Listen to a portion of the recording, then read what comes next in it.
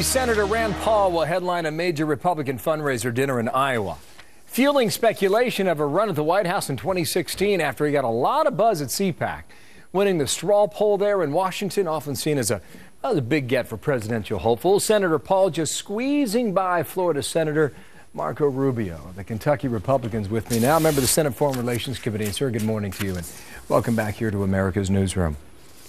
Glad to be with you. You are in the news this week for immigration, and I want to zero in specifically on a part of this issue that is absolutely key for you to get more Republican support and your own idea across, and that is border security.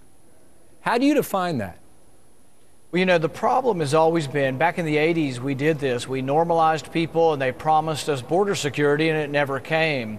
So conservatives are skeptical of immigration reform because they say, oh, you'll promise us again, you'll secure the border, and then 10 years from now, there'll be 11 million new people that come across illegally. So we want absolute guarantee that the border is secure as part of immigration reform. So I proposed an amendment called Trust But Verify. And it says that every year Congress has to vote on border security. And if the border's secure, the immigration reform progresses. If the border's not secure, immigration reform stops until the border becomes secure. I understand you put a stop on that in terms of the language, but is that based on number of border crossings, troops deployed on the border? Is that the number of people who come in or go out, or drones in use? I mean, how do you define that?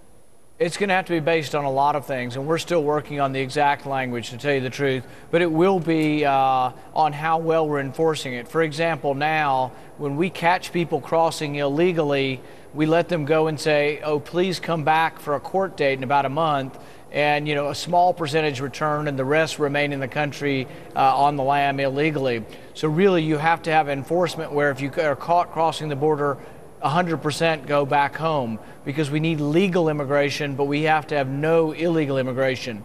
Part of that has to be fixing the worker program too.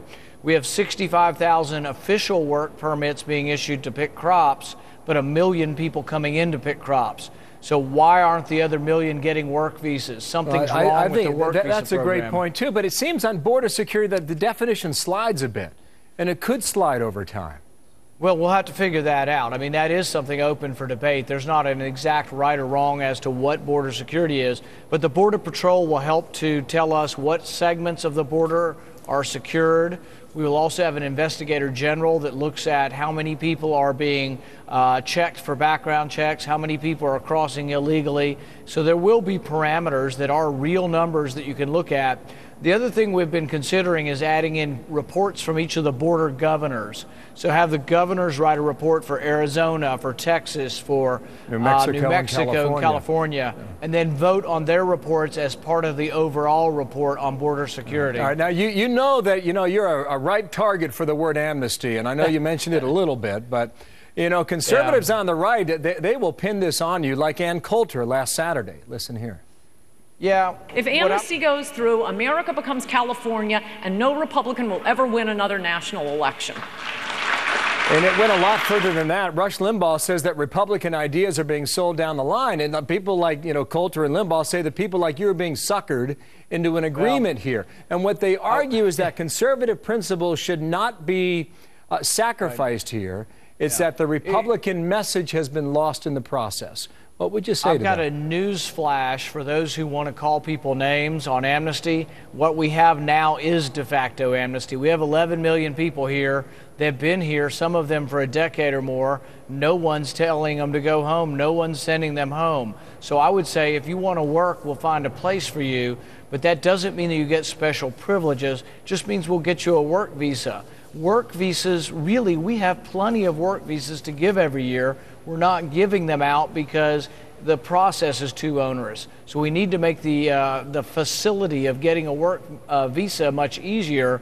But the idea that somehow... But the political point, Senator, is that you're bending to the wishes of perhaps even the left or moderates in the middle who insist that the Republican message has to change, and you're bending with it as opposed to upholding conservative principles. To that point, but the clip you played said, oh, we won't be competitive in national elections. Here's another news flash. We haven't been too competitive in the last 2 national elections.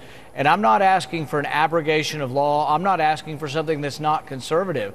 I'm the one up here saying we have to have border security, but I am one up here who says if people want to work, we'll find a place for them. And I think that is not only the right thing to do, but it is a way to expand the Republican Party where people will listen to us because they say it's a reasonable position.